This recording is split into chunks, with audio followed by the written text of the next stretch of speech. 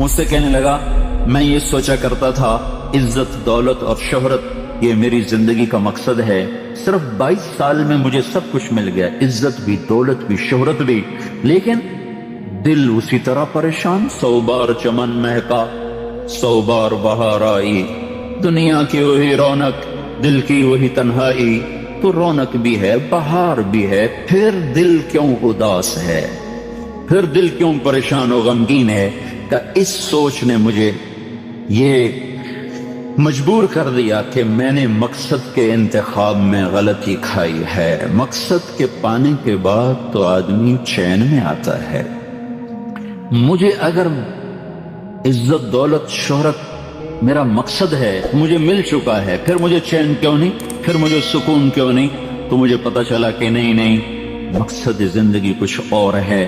میں کہا شکر کرو تمہیں جلدی پتا چل گیا، بعضے تو زندگی گزار جاتے ہیں اور انہیں موت تک نہیں ہوش رہتا کہ میں کیوں آیا تھا اور میرا کیا مقصد تھا۔ جو لوٹ آئیں کچھ کہنا نہیں، بس دیکھنا انہیں غور سے، جنہیں منزلوں پہ خبر ہوئی کہ یہ راستہ کوئی اور تھا۔ چل چل تھک گئے، جب آگے پہنچے تو دیکھو غلط جگہ آ گئے، واپس مڑنے کا وقت ختم ہو چکا ہے، شام ہو چکی ہے، اندھیرے چھا چکے ہیں، اب واپس مڑنے کا راستہ نہیں ہے۔ شکر کرو کہ اللہ تعالیٰ نے ہمیں ایمان کی دولت عطا فرمائی، اور تم 22 سال کی، تم جلدی 30 برس کی عمر میں ہی تمہیں ہوش آ گیا کہ نہیں میری زندگی کا مقصد کوئی اور ہے۔ اس نوجوان نے کہا ہم دن میں 5 نمازیں پڑھتے۔ اس لڑکی نے کہا یہ تو بہت زیادہ ہے۔ تو اس نوجوان نے کہا لمبی خیر بات ہو جائے گی، آخری بات بتاتا ہوں۔ تو جب وہ بات ختم ہو گئی تو اس لڑکی نے آگے ہاتھ بڑھایا کہ اچھا خدا حافظ۔ تو اس نوجوان نے کہا میں آپ کو یہ ہاتھ نہیں لگا سکتا۔ اس لڑکی نے کہا کیوں؟ کہا یہ ہاتھ میری بیوی کی امانت ہے، یہ صرف اسی کو چھو سکتا ہے اور کسی کو نہیں چھو سکتا۔ تو لڑکی کھڑی تھی، اس کی چیخ نکلی اور زمین پہ گر گئی اور اس کی ہچکیاں لگ گئیں اور وہ پھوٹ پھوٹ کے رونے لگی اور کہنے لگی وہ لڑکی کتنی خوش قسمت ہے جس کے تم خامند ہو، کاش یورپ کے مرد بھی ایسے ہوتے۔ اور روتی ہوئی آنسو بہاتی ہوئی اٹھ کے چل دی۔ تو اشفاق مرحوم کہنے لگے میں نے اپنی بیوی سے کہا بانو آج وہ تبلیغ ہوئی ہے کہ لاکھوں کتابیں چھپ کر بھی وہ پیغام نہ پہنچتا جو یہ لڑکا اپنے عمل سے پہنچا گیا۔ تو ہمیں ایک زندگی کا میرے عزیزوں مقصد ملا ہے، اللہ ہماری منزل ہے، ہم اللہ کو سامنے رکھ کے زندگی گزارنے والے ہیں، ہم آزاد نہیں ہیں، ہمیں اللہ دیکھ رہا ہے، ہماری اللہ سن رہا ہے، اللہ ہمارے ساتھ ہے، اندھیرے میں اجالے میں تنہائی میں کسی سے بھی چھپ جاؤ اللہ سے نہیں چھپ سکتے، کہیں چلے جاؤ کی تیاری کرتے ہوئے زندگی گزارنا یہ کامیاب زندگی ہے۔ تو کہیں ایسا نہ ہو کہ میرا اللہ کہہ دے وَامْتَازُوا الْيَوْمَ أَيُّهَا الْمُجْرِمُونَ، ان کو الگ کر دو اور مجرموں کی صف میں کھڑا کر دو، تو پھر کوئی حال نہ ہوگا۔ اللہ کے نبی نے کہا کتنی عورتیں ہوں گی جن کو سر کے بالوں سے فرشتے پکڑ کے گھسیٹ رہے ہوں گے اور وہ کہیں گی ہائے ہمیں بچا لو، ہائے ہمیں بچا لو۔ اور کتنے مرد ہوں گے جن کے جبڑوں میں ہاتھ ڈال کر فرشتے ان کو گھسیٹ رہے ہوں گے، وہ کہیں گے ہائے ہمیں بچا لو، ہائے ہمیں بچا لو۔ تو اس وقت اللہ کہے گا اولم نعمرکم ما یتذکر فیہ من تذکر وجاءکم النذیر، میرے بندے یہ چند آنسو دنیا میں بہا لیتا، جو آج تو کر رہا ہے دہائیاں دے رہا ہے، یہ تو دنیا میں دے لیتا تو آج اپنے رب کی رحمت کو دیکھتا۔ تجھے بتانے والے بھی آئے تھے، تمہیں سمجھانے والے بھی آئے تھے، لیکن تو مذاق اڑاتا رہا، تو ان کے ساتھ مستیاں کرتا رہا۔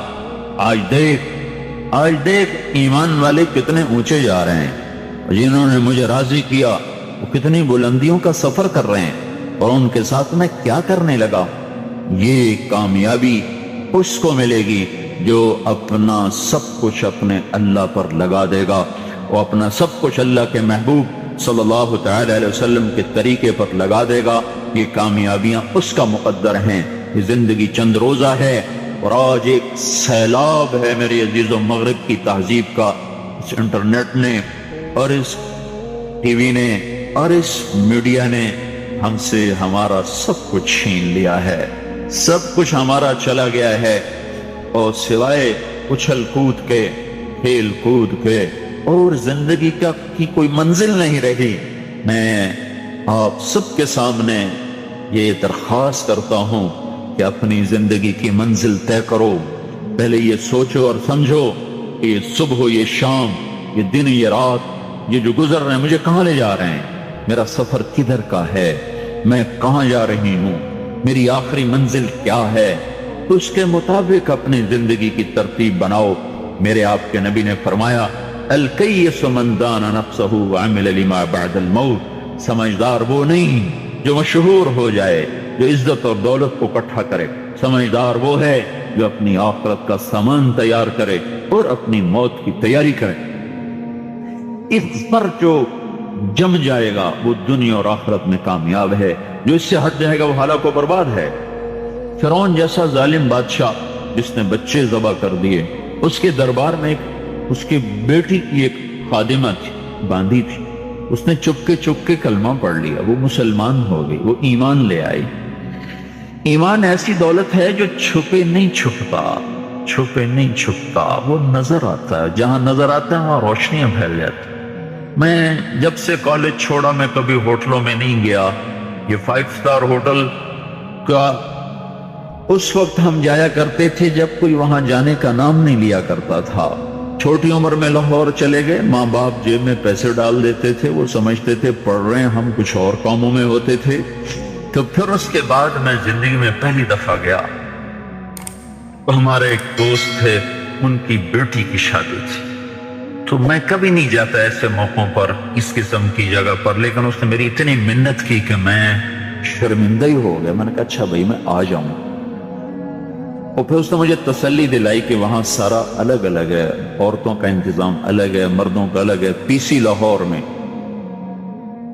تو میں نے کوئی 30-32 برس کے بعد اس ہوٹل میں قدم رکھا، ماضی کے دھندلکوں میں جھانکتے کتنی صبحیں کتنی شامیں وہاں گزری ہوئی تھیں غفلت کی۔ تو میں جب وہاں سے نکلنے لگا کھانے کے بعد، تو عورتیں نکل رہی تھیں، اکثر بے پرد تھیں، تو وہاں گیلری میں مجھے کسی نے روک لیا، مجھ سے بات کرنے لگ گیا، میں کھڑا ہو گیا، دائیں بائیں کچھ اور عورتیں کھڑی تھیں، اتنے میں سب کی نظر پیچھے لگی، عورتوں کے بھی مردوں کے بھی۔ تو مجھے سمجھ میں نہیں آیا کہ یہ نظریں پیچھے کیوں اٹھ رہی ہیں۔ کیا دیکھا، میرے قریب سے ایک خاتون گزری جو سر سے لے کر پاؤں تک مکمل برقعے میں، ہاتھوں پہ بھی دستانے تھے اور پاؤں میں جرابیں تھیں، اور ایک بالکل سادہ سا برقع انہوں نے پہنا ہوا تھا۔ جب وہ گزری ہے ایک دم سناٹا چھا گیا، سارے عورتوں پر بھی سارے مردوں پر بھی۔ تو مجھے اس وقت خیال آیا کہ یہ ہے، یہ سورج جب چمکتا ہے تو ہر ایک کو اس کی روشنی نظر آتی ہے۔ وہ عورت اتنے اعتماد سے گزری، ورنہ ایسے ماحول میں تو جنہوں نے پردے کیے ہوتے ہیں وہ پردے اتار دیتے، سر سے دوپٹے اتار دیتے، وہ اس میں اس طرح گزری، سب کی نظریں شرم و حیا سے جھک گئیں۔ وہ عورتیں جن کے دوپٹے کہیں جا رہے تھے ان کی بھی نظریں شرم و حیا کی وجہ سے جھک گئیں۔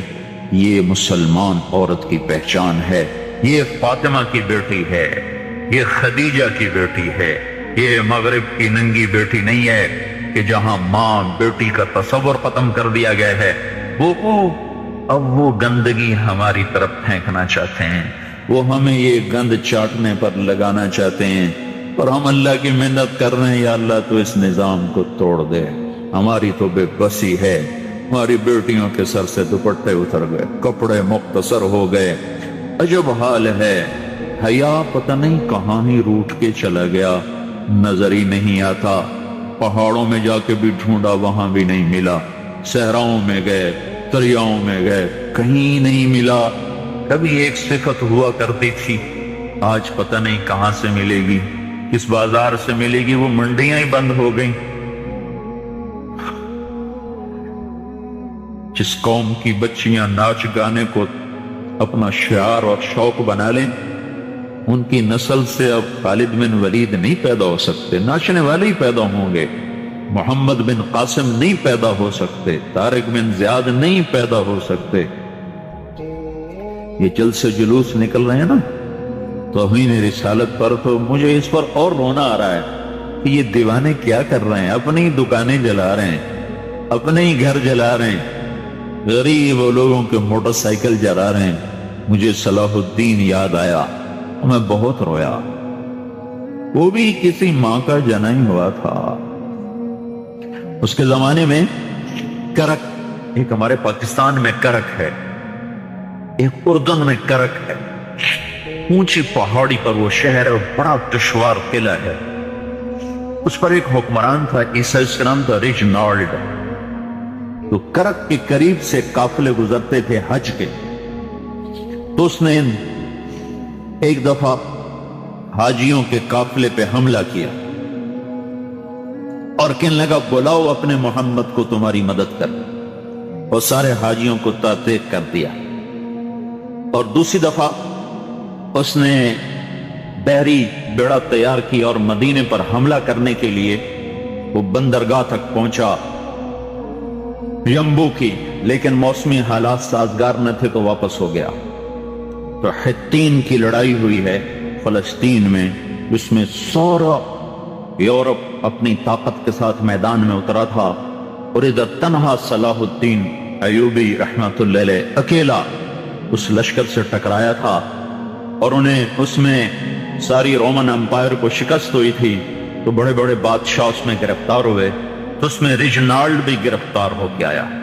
تو کوئی 12 بادشاہ تھے ریاستوں کے جو سامنے اس کے پیش کیے گئے، تو پیاس کی شدت سے سب کا برا حال تھا۔ تو صلاح الدین نے سب کو پانی پیش کیا، ریجنالڈ کو نہیں پیش کیا۔ تو یروشلم کا جو بادشاہ تھا ہاؤن فرے، اس نے اپنا پانی بچا کے اس کو دیا۔ تو صلاح الدین نے کہا یہ پانی تو دے رہا ہے، میں نہیں دے رہا ہوں۔ اسلام میں یہ ہے جب کسی کو پانی پلا دو تو اس پہ تم ہاتھ نہیں اٹھا سکتے، یہ امن کی نشانی۔ تو صلاح الدین نے فوراً اسے کہا یہ پانی تو نے دیا، میں نے نہیں دیا۔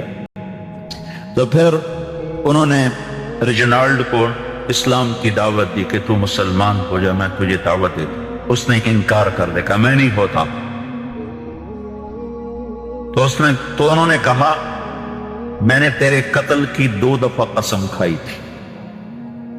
ایک جب تو مدینے پہ حملہ آور ہوا تھا تو میں نے قسم کھائی تھی میں تجھے اپنے ہاتھوں سے قتل کروں گا، اور دوسری دفعہ جب تم نے حاجیوں پہ حملہ کر کے کہا تھا بلاؤ محمد کو، تو میں نے قسم کھائی تھی کہ مجھے اللہ نے موقع دیا تو میں اپنے ہاتھ سے تیری گردن اڑاؤں گا۔ آج محمد کا ادنا غلام تیری اس بات پر یہ فریضہ ادا کرنے کے لیے آ رہا ہے، اور اپنی تلوار سے اس کی گردن اڑائی، وہ پیچھے لٹک گئی، پوری نہیں اڑی، پیچھے لٹک گئی، خوفناک منظر بن گیا۔ تو سارے بادشاہوں پہ کب کبھی طاری ہو۔ تو صلاح الدین فرمانے لگے ہمارے مذہب میں یہ نہیں ہے، بادشاہوں کے ساتھ ہم بادشاہوں جیسا ہی سلوک کرتے ہیں، پر یہ حدود سے آگے چلا گیا تھا۔ اب مجھے یہ قصہ بھولا ہوا تھا، مجھے انہی حادثوں میں، انہی ہنگاموں میں وہ یاد آیا، تو بعد تنہائیوں میں بیٹھ کے بے بسی کے آنسو بہ جاتے ہیں، اور اس کے سوا کوئی چارہ نہیں ہے۔ ہماری ساری نسل موسیقی میں ڈوب چکی ہے، جو بدن سرتال پہ تھرکتے ہوں، جو بدن موسیقی کے اوپر ہلتے ہوں، رقص میں آتے ہوں، ان پہ کانٹے ہی اگیں گے، ان پہ صلاح الدین کا پھول نہیں اگ سکتا، ان میں محمد بن قاسم کے پھول نہیں اگ سکتے۔ بانجھ ہو گئی ہے ہماری نسل، اور یہ یورپ کا سحر ہے جو چل گیا ہے، ہماری بے بسی ہے، ہماری بے بسی ہے۔ میں تو بس منت ہی کروں گا اپنے آپ کو پہچانوں، اپنی ہستی حیثیت کو پہچانوں، اپنی نسبت بدلو۔ تمہاری نسبت یورپ کے ساتھ ہو کے اگر موت آئی بے قیمت ہو جائیں گے، اگر مدینے والے کی نسبت مل گئی تو حضرت فاطمہ کے دائیں بائیں تمہیں بھی کھڑا کر دیا جائے گا، حضرت خدیجہ کے دائیں بائیں تمہیں بھی کھڑا کر دیا جائے گا، یہ چند دن ہیں، صبر کر لو، گھٹ گھٹ کے مر جانا ہی بیٹیوں کی روایت ہے۔ مشرق کی بیٹی، اس نے گھٹ گھٹ کے مرنا ہی سیکھا ہے۔ ہاں، یہ آزادی، یہ آوارگی، یہ مغرب کی عورت کا خاصہ ہے۔ اور 18ویں صدی تک مغرب میں بھی کوئی عورت ایسے ننگی نہ تھی، تو گھر کی زندگی تھی۔ 1792 میں لندن میں ایک عورت تھی، میری والسٹون کرافٹ۔ اس نے آزادی نسواں پر سب سے پہلے کتاب لکھی تھی کہ عورتوں کو آزاد کیا جائے۔ اس آزادی کا زہر ہے جو آج بھرا ہوا ہے۔ پھر اسی لندن میں 1792 1998 200 سال گزرے کہ اسی انگلینڈ کا سروے کیا گیا، عورتوں سے پوچھا گیا تم گھریلو خاتون بن کے رہنا چاہتی ہو یا اسی طرح جیسے آج زندگی ہے؟ 98% عورتوں نے کہا ہم گھر کی خاتون بن کے رہنا چاہتی ہیں، لیکن ہمیں خامند میسر نہیں ہے، ہمیں بوائے فرینڈ ملتے ہیں جو ٹیشو پیپر کی طرح مسل کے ہمیں پھینک دیتے ہیں۔ تو اس غلاظت کا انہیں بھی پتہ چل چکا ہے، لیکن اب وہ نکل نہیں سکتے۔ جو نکالنے والے تھے وہ خود اس پر ریجھ گئے۔ نکالنا ہم نے تھا، ایمان والوں نے، ہم خود اس زندگی پر ریجھ گئے ہیں۔ اپنے آپ کو نکالو اس دلدل سے۔ ہماری عورت، ہماری بیٹی کی عزت یہ نہیں ہے کہ وہ زینت محفل بن کے بیٹھی ہو۔ ہماری بیٹی کی عزت یہ ہے کہ اس کا ناخن بھی نظر نہ آئے۔ ہماری معراج یہ نہیں ہے کہ وہ اسٹیج پہ ناچ رہی ہو۔ ہماری معراج یہ کہ وہ رات کی تنہائی میں قرآن کے سامنے بیٹھ کے رو رہی ہو۔ جیسے میں اپنے اندر سے روٹی کی طلب کو نہیں نکال سکتا، پانی کی طلب کو نہیں نکال سکتا، ایسے ہی میرے بھائیو دنیا میں کوئی انسان ایسا نہیں ہے جو اپنے اندر سے اللہ کی طلب کو نکال دے۔ جیسے بھوکے کو روٹی نہیں ملتی، اسے نہ بیوی اچھی لگتی ہے، نہ بچے اچھے لگتے ہیں، نہ کلینک اچھا لگتا ہے، نہ اسے اپنا تخت اچھا لگتا ہے، نہ اسے اپنا گھر اچھا لگتا ہے۔ جب تک کھانا نہ ملے، پانی نہ ملے، وہ بے قرار، بے چین، اور اس کی بے قراریاں نہ کوئی پیسہ دور کر سکتا ہے، نہ بیوی دور کر سکتی، نہ بچے، نہ حکومت۔ بھوکا ہے روٹی سے ہی یہ پریشانی دور ہوگی، پیاسا ہے پانی سے ہی یہ بے قراری دور ہوگی۔ ایسی میرے بھائیو، میرے اللہ کی قسم، اللہ نے ہماری روح کے اندر اپنی طلب کو ڈال دیا ہے۔ جب تک اللہ نہیں ملے گا یہ بھوکے کی طرح تڑپتا رہے گا، پیاسے کی طرح یہ بے قرار رہے گا، یہ مچھلی پانی کے بغیر جیسے تڑپتی ہے۔ ایسے ہی جو انسان، جو مرد عورت اللہ تک نہیں پہنچ پاتا اور اللہ کو اپنا نہیں بنا پاتا، وہ اسی طرح بے قرار، بے چین رہتا ہے۔ اب چونکہ اللہ تو سامنے، اللہ تو ملا نہیں ہے اور اندر کی بے قراریاں ہیں، وہ کبھی اس کو شکلوں میں ڈھونڈتا ہے، کبھی اسے شراب میں ڈھونڈتا ہے، کبھی نغموں میں ڈھونڈتا ہے، کبھی سیر کے لیے نکلتا ہے، پہاڑوں کی چوٹیوں میں ڈھونڈتا ہے، کھلے میدانوں میں ڈھونڈتا ہے، رقص گاہوں میں جا کے اس اندر کی بے قراریوں کو دور کرنے کا سامان تلاش کرتا ہے۔ خوبصورت شکلوں سے ہم آغوش ہونے میں اس سامان کو تلاش کرتا ہے، بڑے بڑے منصب اور مرتبوں کو طے کرنے میں، سر کرنے میں وہ اپنے لیے اس بے قراریوں کو تلاش کرتا ہے۔ لیکن میرے بھائیو، میرے رب کی قسم، جب تک اللہ نہیں ملتا یہ بے قراری بڑھتی رہتی ہے، بڑھتی رہتی ہے، بڑھتی رہتی ہے۔ جو ہی اللہ ملتا ہے، ایسے جیسے زخم پہ مرہم لگا، اور جیسے تھکے ہوئے کو بستر ملا، جیسے بھوکے کو روٹی ملی، جیسے پیاسے کو پانی ملا، جیسے بھٹکے ہوئے کو راہ ملی، جیسے مسافر کو گھر ملا، جیسے یہ بے قراریاں قرار میں بدلتی ہیں، ایسے میرے بھائیو جس بھائی کو، جس مرد عورت کو اللہ مل جاتا ہے، وہ اس سے زیادہ قرار پا جاتا ہے، چین پا جاتا ہے، سکون پا جاتا ہے۔ جس کو اللہ کہتا ہے اللہ، چیلنج ہے میرا، اللہ سنو، اللہ پہاڑ والو تم بھی سنو، اللہ میدان والو تم بھی سنو، الا شہر دیہاتی تم بھی سنو، کالے گورے الا الا الا سنو سنو، جن و انس سنو، کالے گورے سنو، مرد عورت سنو، مالدار فقیر سنو، خوبصورت بدصورت سنو، کیا سنو کیا ہے؟ بذکر اللہ تطمئن القلوب، صرف اللہ کی یاد میں چین پاؤ گے، بذکر اللہ تطمئن القلوب، بذکر اللہ، صرف اور صرف اور صرف اللہ کو پا لینے میں تمہیں دل کا اطمینان نصیب ہوگا۔ ہاں مجھے بہت سے لوگوں نے کہا ہم ذکر کرتے ہیں پھر بھی چین نہیں آتا۔ ذکر زبان کا فعل نہیں ہے، زبان اس کے اظہار کی جگہ ہے۔ ذکر کہتے ہیں یاد کو، اور یاد دل کا کام ہے، زبان اس کا اظہار کرتی ہے۔ فلاں یاد آ رہا ہے، فلاں کی یاد آ رہی ہے، تو زبان نے اس کیفیت کا اظہار کیا ہے، اور دل اس کیفیت میں مبتلا ہے۔ بے ذکر اللہ، جن کا دل اللہ کی یاد میں مگن ہو جاتا ہے، اللہ انہیں سارے غموں سے بے غم کر کر انہیں چین و سکون نصیب فرما دیتا ہے۔ جو زبان سے ذکر کرتے ہیں انہیں بھی اللہ دیتا ہے، لیکن یہ جو وعدہ ہے، وعدہ بے ذکر اللہ، اللہ کی یاد میں، یاد یاد یاد دل کا کام ہے، زبان کا نہیں۔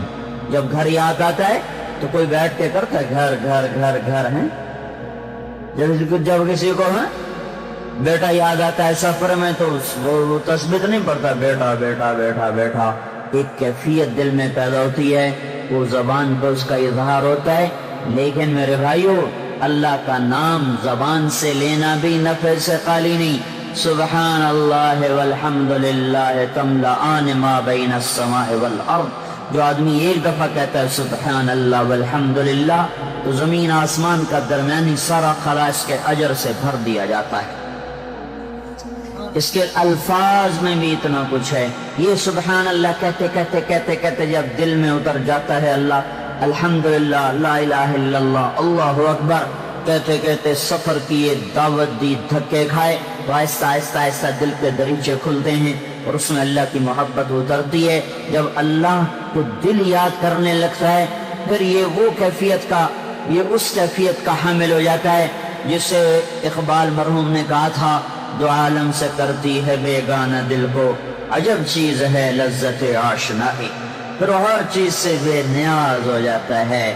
یا ابن آدم اطلبنی تجدنی فإن وجدتنی وجدت كل شيء وإن فتنی فاتک كل شيء وأنا خیر لک من كل شيء، میرا بندہ میری طلب میں آ، میں وعدہ کرتا ہوں جو میری طلب میں آئے گا میں اس سے مل جاؤں گا، وہ مجھے پالے گا۔ تم روٹی کی طلب میں نکلو، تمہارے اللہ کا وعدہ نہیں ہے کہ دے یا نہ دے، لیکن تم اللہ کی طلب میں نکلو تو اللہ تعالیٰ کہتا میرا وعدہ ہے تو میری طلب میں آ، میں تجھے ملوں گا، بلکہ تو ایک بالشت آئے گا میں دو بالشت آؤں گا، تو ایک بالشت آئے گا میں ایک ہاتھ آؤں گا، تو ایک ہاتھ آئے گا میں دو ہاتھ ہوں گا۔ من اتانی یمشی اتیتہ ہرولا، تو چل کے آئے گا میں دوڑ کے آؤں گا۔ تو میرے بھائیو اللہ کو پا لینا مقصد زندگی ہے، اللہ کو پا لینا مقصد زندگی ہے۔ اللہ مل کر کبھی کوئی ناکام نہ ہوا، اور اللہ کو کھو کر کبھی کوئی کامیاب نہ ہوا۔ اللہ کو پانے کے بعد کبھی کوئی بے چین نہ ہوا، اور اللہ کو کھو دینے کے بعد کبھی کسی نے چین نہ پایا۔ اللہ کو پانے والے سولیوں پہ لٹ کے مسکراتے ہوئے لٹ کے، آگ میں جل گئے مسکراتے ہوئے جل گئے، گوشت کنگھیوں کے لوہے کی کنگھیوں سے، ان کی بوٹیوں سے، ان کی ہڈیوں سے اتار دیا گیا، اور وہ مسکراتے ہوئے سہتے چلے گئے، اور انہیں آروں سے چیرا گیا، انہوں نے اف نہ کی، ان کو ذبح کیا گیا، انہوں نے آہ نہ کی۔ وہ ہر حال میں وہ اطمینان، چین، سکون، کامیابیوں کے کی منزلیں طے کرتے چلے گئے۔ میرے بھائیو اس وقت کی سب سے بڑی غفلت یہ ہے کہ میں آپ اللہ کو سامنے رکھ کر زندگی نہیں گزار رہے، اللہ کی طلب میں نہیں چل رہے، اللہ کی طرف جانے والی راہوں اس کو چھوڑا ہوا ہے۔